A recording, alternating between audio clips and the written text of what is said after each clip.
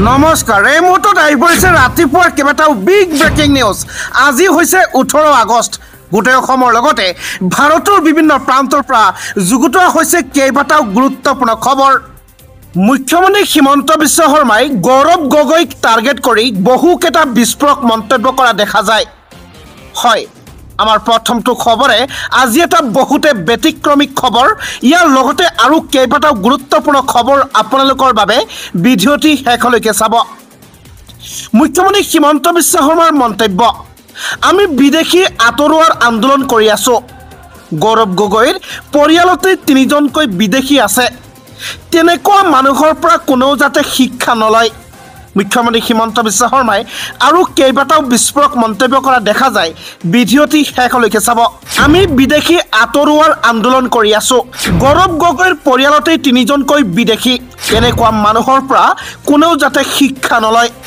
যে সংসদত পাকিস্তানৰ সমৰ্থনত প্ৰশ্ন কৰে যিজন মানুহৰ পৰিয়ালৰ চাৰিজনৰ তিনিজনেই বিদেশী তেনে মানুহৰ বিষয়ে মোৰ ক'ব লগা একো নাই তেওঁৰ পৰিয়ালৰ তিনিজনৰ ধৰ্ম যি সেয়াও কোনেও নাজানে আমাৰ সভাত 10,000 মানুহ আহে কংগ্ৰেছৰ সভাত 200 মানুহ আহে এনে অৱস্থাত আমি যদি শংকিত তেনেহ'লে শংকিত হৈ থকাটোৱে ভাল পুনৰ গৌৰৱ গগৈক সমালোচনাৰে থকা হৰকা মুখ্যমন্ত্ৰী হিমন্ত বিশ্ব শৰ্মাৰ আমি বিদেশী আতৰোৱাৰ আন্দোলন কৰি আছো কিন্তু গৌৰৱ গগৈৰ ঘৰতে তিনিজনকৈ বিদেশী এনেকুৱা মানুহৰ পৰা যাতে কোনো শিক্ষা নলয় কোনো মানুহে তেনেকুৱা মানুহৰ যাতে কোনো কথাই নুশুনে বুলি মুখ্যমন্ত্ৰী হিমন্ত বিশ্ব শৰ্মাৰ আহ্বান বিজেপি নেতাৰ ভয়ংকৰ কাণ্ড হয় কুৰাণ শৰীফৰ ওপৰত হাত ৰখাই প্ৰতিজ্ঞা কৰাই ভোট মাঙিলে বিজেপি চৰকাৰে ক'ত ঘটিছে এনে জঘন্য কাণ্ড বিজেপি নেতাৰ ভয়ংকৰ কাণ্ড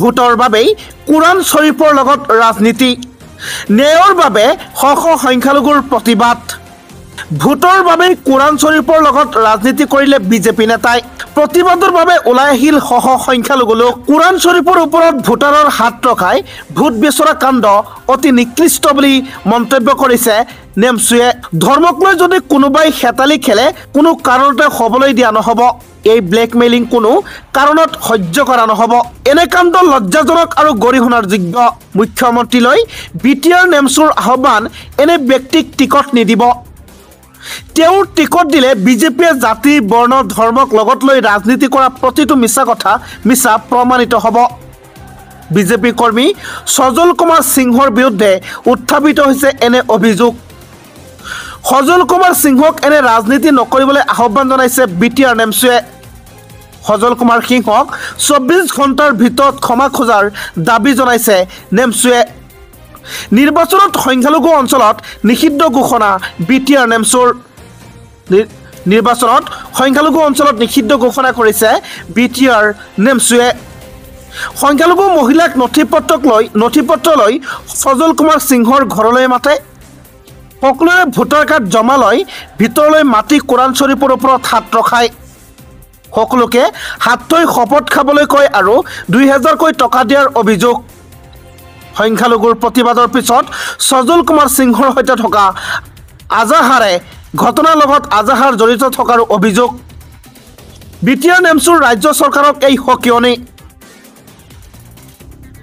48 ঘণ্টাৰ বাবে অসমত হ'ব চকা বন্ধ কেব চালকক অচিনাকি বুলি কোৱাৰ পাছতে চৰকাৰৰ বিৰুদ্ধে এই হুংকাৰ হয় ঠিকেই শুনিছে 15 আগষ্টৰ দিনা মুখ্যমন্ত্ৰী হিমন্ত বিশ্ব শৰ্মাই গুৱাহাটীৰ কেব চালকক লৈ কৰিছিল কেইবাটাও বিৰূপ মন্তব্য গুৱাহাটীত চলোৱা সকলো কেব ড্ৰাইভাৰে অচিনাকি বুলি মন্তব্য কৰিছিল মুখ্যমন্ত্ৰীয়ে এইবাৰ গুৱাহাটীৰ কেব চালক সন্থাই ডাঙৰ মন্তব্য প্ৰকাশ কৰিছে ডাঙৰ ঘোষণা কৰিছে যদি মুখ্যমন্ত্ৰী হিমন্ত বিশ্ব শৰ্মাই তেখেতৰ এই কথাষাৰ ঘূৰাই নলয় তেনেহ'লে 48 ঘণ্টাৰ বাবে চকা বন্ধ থাকিব ইয়াৰ লগতে আৰু কেইবাটাও সিদ্ধান্ত লোৱা দেখা গৈছে ভিডিঅ'টি স্কিপ নকৰিব আলী হুছেইন মানেই বংগমূলীয় সন্দেহজনক নাগৰিক নেকি বুলি প্ৰশ্ন কৰিছে কেব চালক সন্থাই অচিনাকি লোকৰ সংজ্ঞা দিয়ক মুখ্যমন্ত্ৰী হিমন্ত বিশ্ব শৰ্মাই কোনখিনি বংগমূলীয় কোনখিনি অসমীয়া মুছলমান বিশ্লেষণ কৰক মুখ্যমন্ত্ৰীয়ে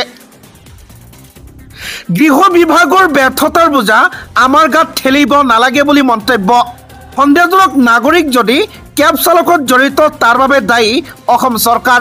বাংলাদেশী চিনাক্ত কৰিব নোৱাৰি কেব চালকক লৈ দুখ ঠেলিছে মুখ্যমন্ত্ৰীয়ে। আমি খিলঞ্জীয়া বুলি দেখুৱাবলৈ বুকু ফালি দেখুৱাব লাগিব নেকি বুলি প্ৰশ্ন কৰিছে কেব চালক সন্থাই। কেব চলাবলৈ গৃহ বিভাগৰ পুলিচ ভেৰিফিকেশ্যনৰ প্ৰয়োজন হয়। তাৰ পিছতো গৃহ বিভাগে অচিনাকি লোকক কিয় চিনাক্ত কৰিব নোৱাৰিলে বুলি প্ৰশ্ন কৰিছে। 31 আগষ্টৰ ভিতৰত কেব চালকক লৈ কৰা মন্তব্য উঠাই ল'ব লাগিব মুখ্যমন্ত্ৰীয়ে। অসমীয়া কেব চালকে যে কেব চলাই আছে মুখ্যমন্ত্ৰীয়ে স্বীকাৰ কৰিব লাগিব। মুখ্যমন্ত্ৰীয়ে স্বীকৃতি ঘূৰাই নিদিলে তীব্ৰ ধৰ্ণা কাৰ্যসূচী হাতত লোৱা হ'ব। তাৰ পিছতো আমাৰ দাবী নুশুনিলে 48 ঘণ্টাৰ বাবে হ'ব চকা বন্ধ। কেব চালকৰ লগতে প্ৰতিটো মটৰ চালক সন্থাই সমৰ্থন কৰিব এই বন্ধত। তাৰ পিছতো গৃহ বিভাগে অচিনাকি লোকক কিয় চিনাক্ত কৰিব নোৱাৰিলে বুলি প্ৰশ্ন কৰিছে কেব চালক সন্থাই। বিহাৰৰ পিছত অসমৰ ভোটাৰ তালিকাৰ পৰাও কৰ্তন হ'ব লাখ লাখ লোকৰ নাম। হয়, বিহাৰৰ পিছতে আমাৰ অসমতো SIR পদ্ধতি আৰম্ভ হ'বলৈ গৈ আছে। SIR বাবে সাজু কৰক নথি পত্ৰ।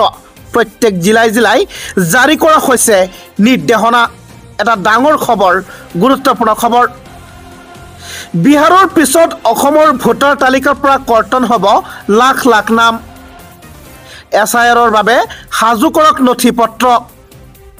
প্ৰত্যেক জিলাই জিলাই জাৰি কৰা হৈছে নিৰ্দেশনা। ৰাজ্যৰ মুখ্য নিৰ্বাচনী বিষয়া অনুৰাগ গোৱালে জাৰি কৰিলে নিৰ্দেশনা। কি নথি পত্ৰ লাগিব আপোনাৰ SIR বাবে? চৰকাৰী চাকৰিয়াল বা অৱসৰপ্ৰাপ্ত কৰ্মচাৰীৰ প্ৰমাণ পত্ৰ।